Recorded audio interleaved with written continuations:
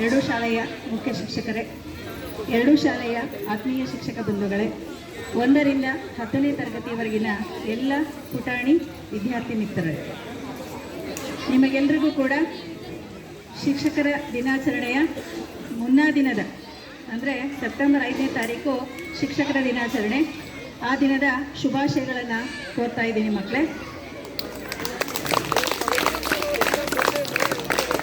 ಈ ಒಂದು ಪ್ರಶಸ್ತಿಯನ್ನು ಎರಡೂ ಶಾಲೆಯ ಮುಖ್ಯ ಶಿಕ್ಷಕರು ಹಾಗೂ ಶಿಕ್ಷಕ ಬಂಧುಗಳು ನನಗೆ ಈ ಒಂದು ಗೌರವವನ್ನು ಸಮರ್ಪಣೆಯನ್ನು ಮಾಡೋದಕ್ಕೋಸ್ಕರ ನಾನು ಎಲ್ಲರಿಗೂ ಕೂಡ ತುಂಬ ಆಭಾರಿಯಾಗಿದ್ದೇನೆ. ಮಕ್ಕಳೇ, ಯಾವುದೇ ಒಂದು ಪ್ರಶಸ್ತಿಯನ್ನು ಪಡ್ಕೋಬೇಕು ಅಂತಂದರೆ ನಾವು ಅದಕ್ಕೆ ನಿರಂತರವಾಗಿ ಸಾಧನೆಯನ್ನು ಮಾಡಬೇಕಾಗುತ್ತೆ ಮತ್ತು ನಿರಂತರವಾಗಿರ್ತಕ್ಕಂಥ ಪ್ರಯತ್ನವನ್ನು ಕೂಡ ಮಾಡಬೇಕಾಗುತ್ತೆ. ಒಂದು ಸುಂದರವಾಗಿರ್ತಕ್ಕಂಥ ವಿಗ್ರಹವನ್ನು ನಾವು ನಿರ್ಮಾಣ ಮಾಡಬೇಕು ಅಂತಂದರೆ ಯಾವ ರೀತಿಯಾಗಿ ಒಬ್ಬ ಶಿಲ್ಪಿ ಒಂದು ಕಲ್ಲು ಬಂಡೆಗೆ ಯಾವ ರೀತಿಯಾಗಿ ಅದನ್ನು ಒಡೆದು ಹಲವಾರು ಪೆಟ್ಟುಗಳನ್ನು ತಿಂದ ನಂತರವೇ ಆ ಒಂದು ಕಲ್ಲು ಒಂದು ಸುಂದರವಾಗಿರ್ತಕ್ಕಂಥ ವಿಗ್ರಹವನ್ನು ರೂಪುಗೊಳ್ಳೋದಕ್ಕೆ ಸಾಧ್ಯ ಆಗುತ್ತೆ.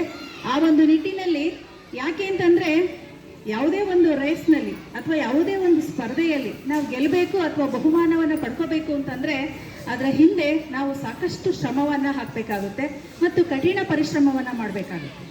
ಯಾಕೆ ಅಂತಂದರೆ ಶಿಕ್ಷಕರು ಹೇಗೆ ಪ್ರಶಸ್ತಿಯನ್ನು ಪಡ್ಕೊಳ್ತಾರೋ ಹಾಗೆ ವಿದ್ಯಾರ್ಥಿ ದೆಸೆಯಲ್ಲಿದ್ದಾಗಲೂ ಕೂಡ ನಿಮಗೆ ಪಠ್ಯ ಆಗಿರ್ಬೋದು, ಪಠ್ಯೇತರ ವಿಷಯಗಳಲ್ಲಾಗಿರ್ಬೋದು ಹಲವಾರು ಅವಕಾಶಗಳು ಜೀವನದಲ್ಲಿ ಬಂದು ಹೋಗ್ತವೆ.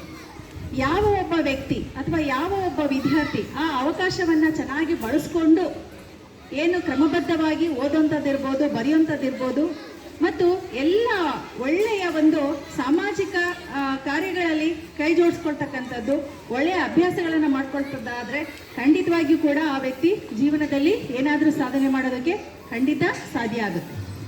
ಈಗ ನೀವೇನು ಜೀವನದಲ್ಲಿ ಮುಂದೆ ಬಹಳ ಉನ್ನತವಾಗಿರ್ತಕ್ಕಂಥದ್ದನ್ನು ಸಾಧನೆ ಮಾಡಬೇಕು ಅಂತಂದರೆ ವಿದ್ಯಾರ್ಥಿ ದೆಸೆಯಿಂದ ಇರಲೇ ನಾನು ಇಂಥ ವ್ಯಕ್ತಿ ಆಗಬೇಕು ಅಂದರೆ ಗೋಲ್ ಇರಬೇಕು, ಒಂದು ಗುರಿ ಇರಬೇಕು. ಯಾವ ವ್ಯಕ್ತಿ ಚಿಕ್ಕನಲ್ಲೇ ಒಂದು ಗುರಿಯನ್ನು ಇಟ್ಕೊಂಡು ಅದಕ್ಕೆ ಬರೀ ಕನಸು ಕಾಣೋದಷ್ಟೇ ಅಲ್ಲ. ಅಬ್ದುಲ್ ಕಲಾಂ ಅವರು ಒಂದು ಕಡೆ ಒಂದು ಮಾತನ್ನು ಹೇಳ್ತಾರೆ, ಒಬ್ಬ ವ್ಯಕ್ತಿ ಚಿಕ್ಕ ಚಿಕ್ಕ ಕನಸುಗಳನ್ನು ಕಾಣೋದು ಕೂಡ ಅಕ್ಷಮ್ಯ ಅಪರಾಧ ಅಂತ ಹೇಳ್ತಾರೆ. ಅಂದರೆ ಮನುಷ್ಯ ಯಾವಾಗಲೂ ಕೂಡ ಒಳ್ಳೆಯ ಕನಸುಗಳನ್ನು ಕಾಣಬೇಕು. ಅವನ ಕನಸುಗಳು ಆಕಾಶದಷ್ಟು ಎತ್ತರಕ್ಕೆ ಇದ್ದರೆ ಅವನ ಪ್ರಯತ್ನ ಅಂತಕ್ಕಂಥದ್ದು ಕೆಲವೊಮ್ಮೆ ನೀವು ಹದ್ದನ್ನು ನೋಡಿರ್ಬೋದು, ಅದು ಹಾರುವ ವೇಗವನ್ನು ನೋಡಿದ್ರೆ ಆ ಮೋಡವನ್ನು ಕೆಳಗೆ ತುಳಿದು ಮೇಲೆ ಹಾರ್ತಿದೆಯೇನೋ ಅನ್ನೋಷ್ಟು ಪ್ರಯತ್ನವನ್ನು ಪಡುತ್ತೆ. ಅಂದರೆ ನಮ್ಮ ಒಂದು ಪ್ರಯತ್ನ ಯಾವಾಗಲೂ ಕೂಡ ತುಂಬ ಮಹತ್ತರವಾಗಿರಬೇಕು. ನಿರಂತರವಾಗಿ ನೀವು ಏಕಾಗ್ರತೆಯನ್ನು ಬೆಳೆಸ್ಕೋಬೇಕು. ಓದು ಬರಹದಲ್ಲಿ ನೀವೆಲ್ಲ ತೊಡಗಿಕೊಳ್ಬೇಕು. ಹಾಗಿದ್ರೆ ಮಾತ್ರ ಈಗ ಇಷ್ಟೆಲ್ಲ SSLCನಲ್ಲಿ ಸುಮಾರು ಜನ ಮಕ್ಕಳಿದ್ದೀರಾ, ಅದರಲ್ಲಿ ನಾವು ಟಾಪರ್ಸ್ ಅಂತ ಒಂದು 5 ಜನನೋ 10 ಜನನೋ ಗುರುತಿಸ್ಕೊಳ್ತೀವಿ. ಉಳಿದ ಮಕ್ಕಳಿಗೆ ಯಾಕೆ ಸಾಧ್ಯ ಆಗಲ್ಲ ಅಂತಂದರೆ ನೀವು ಅದಕ್ಕೆ ಪ್ರಯತ್ನವನ್ನು ಪಡೋದಿಲ್ಲ. ಖಂಡಿತವಾಗಿಯೂ ಎಲ್ಲ ಮಕ್ಕಳು ಕೂಡ ಆ ದಿಸೆಯಲ್ಲಿ ಯೋಚನೆ ಮಾಡಿ ಪ್ರಯತ್ನವನ್ನು ಪಟ್ಟರೆ, ಕ್ರಮಬದ್ಧವಾಗಿ ಯೋಜನೆಯನ್ನು ಹಾಕಿಕೊಂಡ್ರೆ, ನಿರಂತರವಾಗಿ ಅಭ್ಯಾಸವನ್ನು ಮಾಡಿದ್ದೇ ಆದರೆ ಖಂಡಿತವಾಗಿಯೂ ಕೂಡ ನೀವು ಕೂಡ ಒಳ್ಳೆಯ ಅಂಕಗಳನ್ನು ತಗೊಳ್ಬೋದು.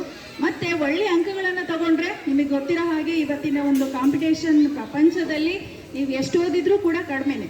90 ಅಂತಂದರೆ 90+ ಎಷ್ಟು 99, 98 ತಗೊಳ್ತಕ್ಕಂಥ ಮಕ್ಕಳೊಂದಿಗೆ ನೀವು ಆ ಸ್ಪರ್ಧೆಗೆ ಇಳಬೇಕಾದ್ರೆ ನೀವು ಎಷ್ಟು ಓದಿದ್ರೂ ಕೂಡ ಕಷ್ಟೇ. ಅಭ್ಯಾಸದ ವೇಳಾಪಟ್ಟಿ ಆಗಿರ್ಬೋದು, ಶಾಲೆಯಲ್ಲಿ ಓದ್ತಕ್ಕಂಥ ಕ್ರಮ ಆಗಿರ್ಬೋದು, ಟೀಚರ್ಸ್ಗಳು ನಿಮ್ಗೆ ಕೊಡ್ತಕ್ಕಂಥ ಪ್ರಾಜೆಕ್ಟ್ ವರ್ಕ್ಸ್ ಆಗಿರ್ಬೋದು, ಎಲ್ಲವನ್ನ ಕೂಡ ನೀವು ಇನ್ ಟೈಮಿಗೆ ಮಾಡ್ಕೊಂಡು ಬಂದು ಶಿಕ್ಷಕರು, ಯಾಕೆ ಅಂತಂದರೆ ನಿಮಗೆ ಗೊತ್ತಿರೋ ಹಾಗೆ ನಮ್ಮ ಎರಡೂ ಶಾಲೆಗಳಲ್ಲಿ ಎಲ್ಲ ತುಂಬ ಅತ್ಯುತ್ತಮವಾಗಿ ಬೋಧನೆ ಮಾಡ್ತಕ್ಕಂಥ ಒಂದು ನುರಿತ ಶಿಕ್ಷಕ ವರ್ಗ ಇದೆ. ನಿಜ ಹೇಳಬೇಕು ಅಂತಂದರೆ ಇಂತಹ ಶಿಕ್ಷಕರ ಕೆಳಗಡೆ ನೀವು ಓದ್ತಕ್ಕಂಥದ್ದು ನಿಮ್ಮ ಪುಣ್ಯ ಅಂತ ನೀವು ಭಾವಿಸ್ಬೇಕಾಗುತ್ತೆ.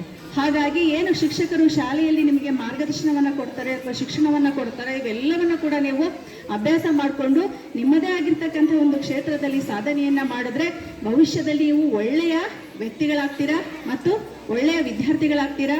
ಮತ್ತು ಜೀವನ ಕೂಡ ನಿಮ್ಮ ತುಂಬ ಚೆನ್ನಾಗಿ ಬೆಳಗುತ್ತೆ. ಹಾಗೂ ಮುಂದೆ ನೀವು ಜೀವನದಲ್ಲೂ ಕೂಡ ಇನ್ನು ಬೇರೆ ಕ್ಷೇತ್ರಗಳಲ್ಲಿ ಕಾಲಿಟ್ಟು ಹೊಸ ಹೊಸ ಅನ್ವೇಷಣೆಗಳನ್ನು ಮಾಡೋದ್ರ ಮೂಲಕ ಹೊಸ ಹೊಸ ಸಾಧನೆಗಳನ್ನು ಮಾಡ್ತೀರಾ.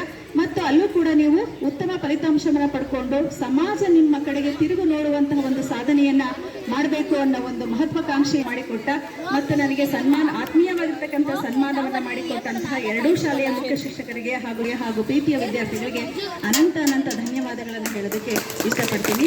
ಜೈ ಹಿಂದ್, ಜೈ ಕರ್ನಾಟಕ. ಮತ್ತೊಮ್ಮೆ ಎಲ್ಲರಿಗೂ ಧನ್ಯವಾದಗಳು.